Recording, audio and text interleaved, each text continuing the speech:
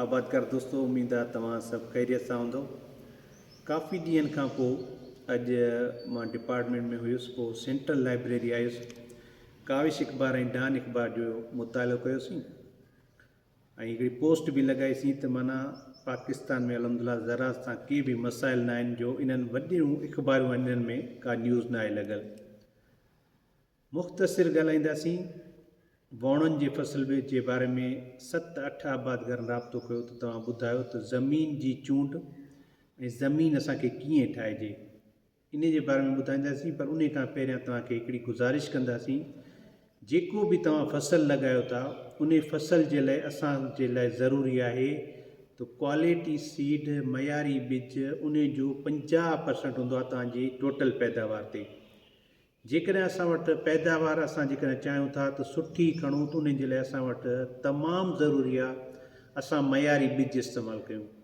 मयारी ॿिज इस्तेमालु कंदासीं त इंशा अल्लाह ताला जेकॾहिं मिसाल असां 50 मण पैदावार खणूं था, ॿिज जे करे 25 मण खणंदासीं। ॿिया असांजा जेके एग्रानॉमिकल प्रैक्टिसिस हूंदी, जेका ॿी महिनत हूंदी ज़मीन ते, या असां जेको आहे फर्टिलाइज़र या ॿियूं शयूं कंदासीं त उहो असांजो हिकिड़ो ॿियो किरदारु थी वेंदो।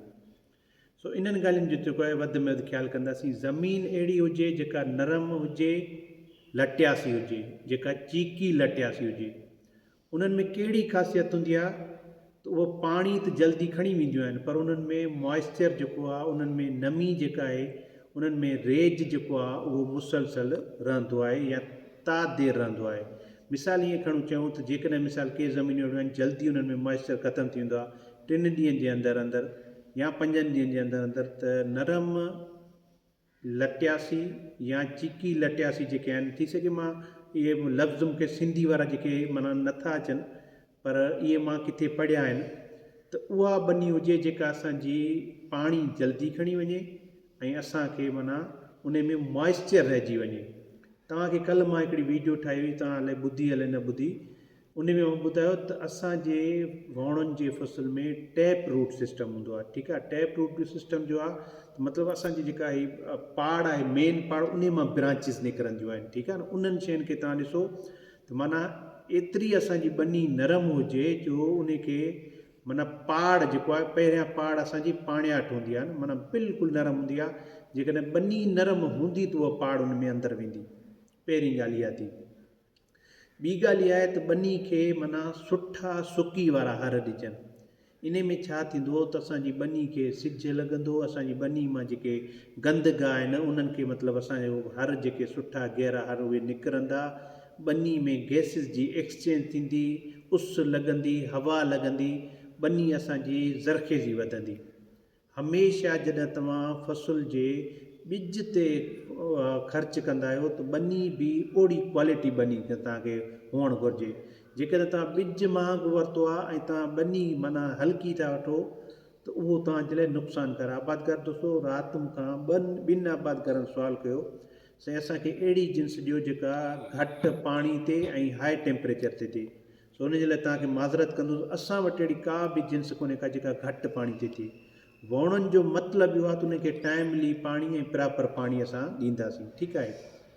हाणे जॾहिं वरी असां बनी खे सुठा गहरा हर ॾिनासीं सुकी जा, उन खां पोइ असां उनखे लेवल कंदासीं। कीण खणी अचूं या पटो खणी अचूं, ठीकु आहे, लेवल करे उनखे कल्टीवेटर लॻाईंदासीं। कल्टीवेटर लॻाइण खां पोइ असां उनखे लेज़र लेवल बि लाज़मी कंदासीं।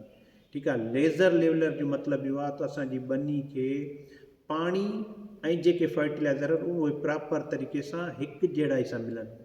इन्हनि शयुनि जो असां ख़्यालु रखंदासीं त बनी जी महिनत, बनी खे गहरा हर, बनी खे पाणी, बनी खे फर्टिलाइज़र या बनी खे जेको आहे लेवल, इहे इन्हनि सभिनी शयुनि जो बनी जे हवाले सां जेका प्रैक्टिस हूंदी उहा लाज़मी कंदासीं। बाक़ी पोखी जा तरीक़ा असांजा कहिड़ा आहिनि।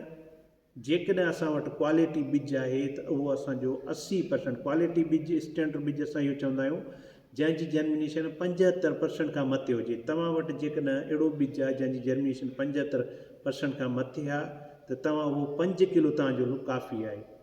हाणे प्लांट टू प्लांट स्पेस या जेका ॿी तव्हांखे इंशा अल्लाह ताला इन्हनि जे बारे में ॿुधाईंदासीं, पर इहे 2 शयूं तव्हां यादि रखिजो त क्वालिटी सीड तमामु ज़रूरी आहे वधि में वधि पैदावार जे लाइ ऐं ॿनी जी तयारी जेका आहे उहा असांजे लाइ तमामु अहम आहे। ॿनी जी तयारी जे लाइ असां उनखे गहरा हर ॾींदासीं, लेवल कंदासीं, गंद गाह कढंदासीं, ठीकु आहे, नंढा नंढा सुठा सुठा ॿारा ठाहींदासीं त जीअं असां हर ॿारे में अलॻि अलॻि तरीक़े सां पाणी भराए सघूं, ठीकु आहे। ॿारे मां ॿारो कोन भराईंदासीं, अलॻि अलॻि पाणी भराइण जो मतिलबु इहो आहे नंढा ॿारा हूंदा जेकॾहिं असांजे वटि पाणी जी शार्टेज आहे त असां कोशिशि करे जेको आहे असां पंहिंजो हिकिड़ो प्लाट या हिकिड़ो खिरो या हिकिड़ो जेको आहे एकड़ भराए वेंदासीं, ठीकु आहे। सो तव्हां सभिनी वॾी महिरबानी, वीडियो पसंदि अचे लाइक एंड शेयर ज़रूरु कजे। तव्हां पंहिंजा राया, पंहिंजा तजिया, पंहिंजा जेको आहे तबसरा असांखे ज़रूरु ॿुधाईंदा कयो त असां सोचूं, सम्झूं, ॾिसूं तव्हांजे ज़हन में छा आहे। तव्हां सभिनी वॾी महिरबानी, थैंक यू सो मच।